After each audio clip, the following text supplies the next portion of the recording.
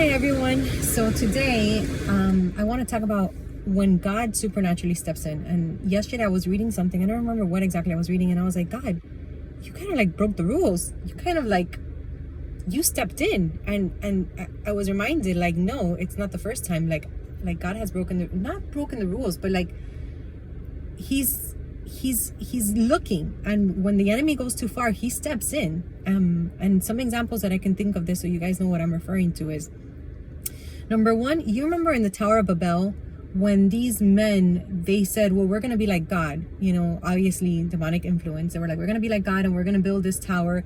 And God stepped in and he confused the languages. God stepped in. And I was like, whoa. I think it was because I was thinking, I was in a Bible study, I was in a Robin Hillen's Bible study, and they were talking about how, you know, of course, the seed of Abel, right? The seed of Seth, which is, he replaced Abel. And then there is a seed of the serpent, which is the seed of the brother Cain. Cain is the one that killed Abel. And then obviously Cain's generation was corrupt and it was evil. And this preacher was talking about how Cain was marked, right? And he referred to tattoos and stuff like this, but that's outside of the topic. So I was thinking, I was like, Lord, how is it that it was one Cain, but it was Adam, Eve, and Abel, right? Three people that loved you, that knew you, and they're going down generations, but evil spreads faster. And why do I say evil spreads faster? Because we see that Cain's generation was corrupt and they corrupted some of Seth's generation. It came down to when God was looking, because God is always looking for someone who will stand in the gap, for a righteous person, for someone who will worship him. God is always looking, right? And it says that God found none. The only one that was righteous was Noah. And it says that God repented of having made man. And I'm like, God, so many people, and evil spread faster. It's like the virus, it's quicker. And I'm like, righteousness doesn't spread as often. We see righteousness spread when there's revival, right? When people really see God. But we see how evil quickly spreads, like germs and like all of this, viruses and stuff. So I was thinking about it, and I'm like, man, God, so you, and then that's another time when God stepped in. When the enemy tried to bring mixture and corruption with humans, when the demons slept, well, not demons, the fallen angels slept with men's daughters, the beautiful women or whatever, and the enemy broke the rules because the enemy wasn't supposed to do that. So the enemy started it, right? The enemy started it, trying to bring mixture because he didn't want Jesus to come in. So he thought, if I bring mixture, then, you know, the seed, the Jesus won't be able to come through humans because they're all going to be mixed with demons and they're all going to be corrupt. But God said, you broke the rules. Now I'm stepping in. And God stepped in, and that's when he did the whole flooding of the earth, right, with Noah. So then we see here how he steps in again. So then I was thinking, man, God, how many more times have you stepped in like that? Like, you know, I was like, this is crazy. And I thought of when the enemy wanted to wipe out the Israelites, and everything that happened with Haman, and then how God stepped in with bringing Esther and Mordecai, and then they were able to not only did the Israelites not die, but they were able to kill their enemies. So it was like a, my goodness, there's a word for it.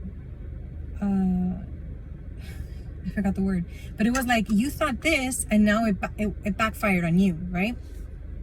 So I was just thinking about how crazy it is how God does step in. God does step in, but God, it's like, okay, when there's parents and they have a baby, right, and they put a little border or a little, you know, la rejita that they buy, like a little gate thing that they buy, so that the baby can't step out of here. This is the limit. This is how much you can cross, right? Because even though the enemy is the ruler and the prince of this world, there's things that he can't cross. He still has to ask God for permission, just like when he asked God for permission to do what he did with Hope. He still has to get permission from God, because God is the Almighty. God is the creator. He can't overpass or overrule God. There's no way.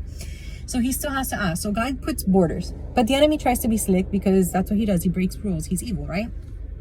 So let's say that baby figures out a way to, like, you know, climb the little border thing, or he finds a way. Or like, let's say it's a dog and there's mud, he'll find a way to dig a hole and go over. So now the owner or the parent has to think, okay, now what can I do, because he broke the rules, to make sure that this doesn't repeat itself? Now I have to either get something higher, or either put cement so that the dog can't make a hole, or etc., etc. So then this is what it is. It's like God is like, oh, you're gonna do that? Oh, you wanted to make a building high? Okay, no, I'm gonna confuse the languages.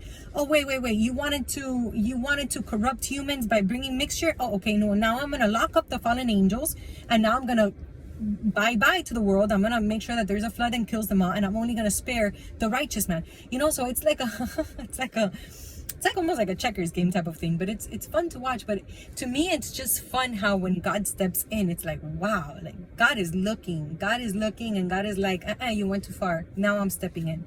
I don't even know why the enemy tries. You know when another time that God stepped in big time? With Jesus. When Jesus came and died on the cross. You know, the enemy, he tempted Eve.